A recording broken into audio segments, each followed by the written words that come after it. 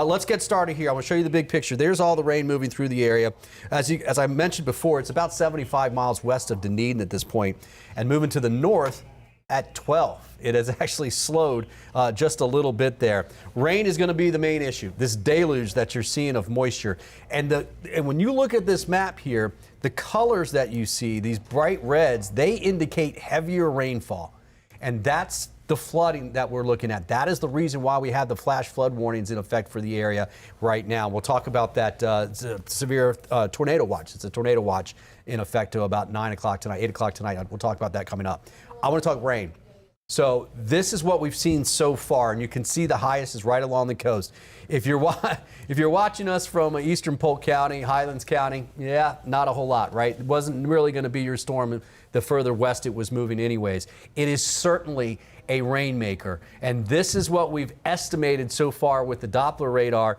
Along the immediate coast, anywhere from 4 to 8 inches of rainfall so far. We probably have a good 3 to 4 on top of that for many of those same locations along and west of I-75, okay?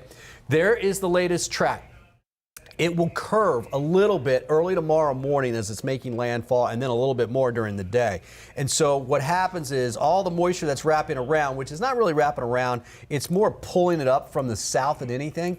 That's happening when it's here tomorrow afternoon at 2 o'clock. So we're still going to have some bands of rain coming around this thing as we go through the afternoon tomorrow. But you notice winds tonight should be, we were thinking at 8 o'clock we'd have a hurricane on our hands. We don't, but we might. But certainly by midnight or so, this is 1 a.m., we're already saying about 85-mile-per-hour winds. So we're assuming that at least by 11 o'clock tonight, this will become Hurricane Debby. And then it gets stuck. There was a cold front sitting up here, right about in this area in here. It got stuck. It's kind of gone now. It's not going to be in that area. And so this thing will just sit here and kind of meander. The whole time it's throwing moisture in this area. Wilmington, Myrtle Beach, Charleston, perhaps all the way up towards Charlotte. I think the highest numbers will be in the coastal plain. This is what it looks like as we get into tomorrow morning at 7 a.m. And here's what I'm talking about. That area right in there. That will set up in different locations, but it is moving in that direction.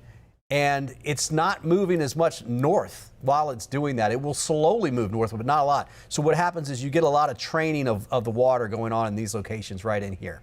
Okay, and so yes, the overall rainfall coverage will go down. Look at Pinellas County tomorrow at 7 in the morning. Some gaps, plenty of gaps. Look down here, Highlands County looking good. These will be a little bit broken.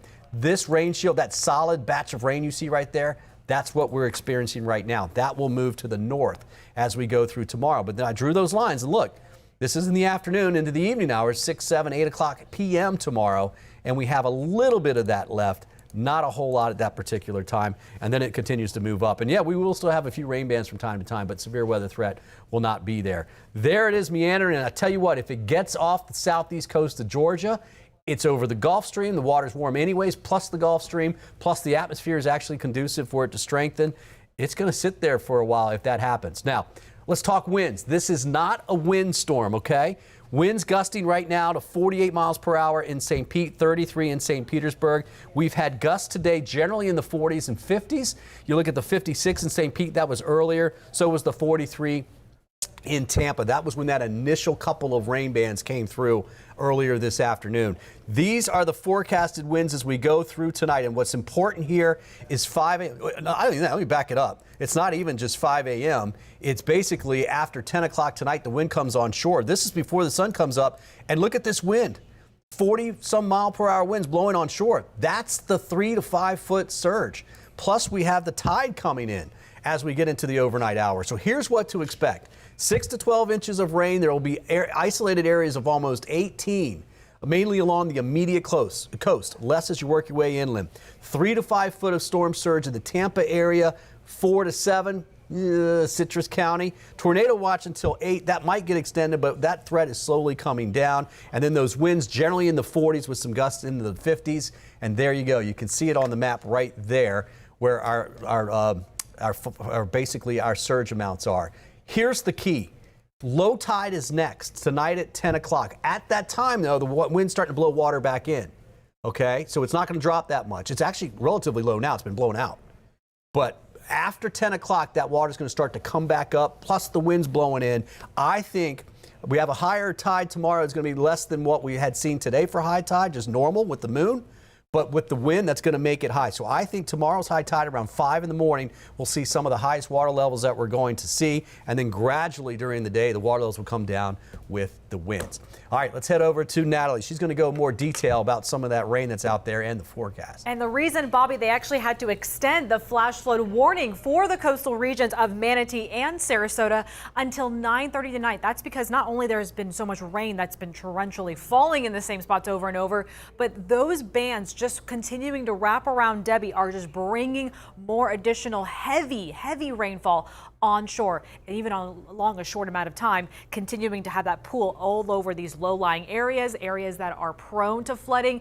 Streams, those creeks, they all need to have that water go somewhere, and it's a little bit too much to handle. So flash flood warning continues for until 9:30 for coastal Manatee and Sarasota. You see Pinellas and parts of Hillsborough here, including Tampa, even up towards not only Tarpon Springs, but back into southwestern Pasco, clipped in a flash flood warning as well. This one goes until 9:15, so only a 15-minute difference there, but you can really see how that was heavy downpours. This is because of rain that those flash flood warnings are in place for. And everyone else in all this yellow polygon, that includes everybody in the Tampa Bay region, a tornado watch. This is because conditions are favorable with this tropical environment until 8 p.m. tonight. So let's talk about Debby again.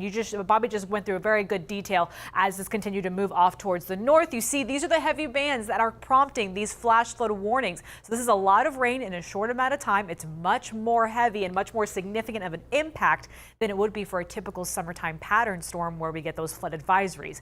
This is flash flooding that is ongoing, and you'll see as I take you through 8, 9, 10 o'clock tonight, we'll continue to have bands similar to this riding along the coastline over I-75 and even spilling just to the east of there. So yeah, even not only eastern Hillsborough, but also parts of western Polk will easily get clipped by these heavy downpours that just continue to drive in overnight through early tomorrow morning. Look back out towards the coast with our wind markers here. Bobby just went over this, how that's really where our storm surge threat is going to be at its peak and really increase through the overnight into sunrise tomorrow morning because you see that onshore flow going. Bobby also mentioned how we'll get some breaks within the rain throughout parts of Monday, and that's because you can see little slots of drier air trying to cut through on the backside of this. Also typical with tropical systems, we can get a brief little dry period towards the end. I will tell you, this one's going to be a slow mover as it pulls off to the north, so that's why we still have some rain that will be scattered and training behind, but we do pick up that summertime pattern later in the week.